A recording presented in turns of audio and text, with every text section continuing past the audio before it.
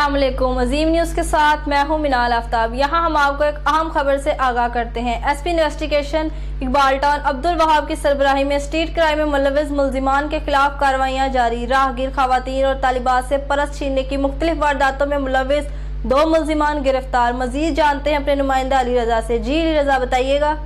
जी बिल्कुल, SP investigation Iqbal town Abdul Wahab की सरबराही में स्ट्रीट क्राइम्स में मुलविस मुल्जिमान के खिलाफ कार्रवाइयाँ। राहगीर खवातीन और तालिबात से परस छीनने की मुख्तलिफ वारदातों में मुलविस 2 मुल्जिमान गिरफ्तार।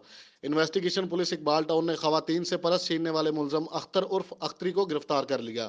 इन्वेस्टिगेशन पुलिस मुस्लिम टाउन ने खवातीन और तालिबात से परस छीनने वाले मुलजिम मुकीद को गिरफ्तार किया। गिरफ्तार मुल्जिमान से छीने गए लाखों रुपए की तलाई जेवरात, परस, मोबाइल फोन्स और नकदी बरामद।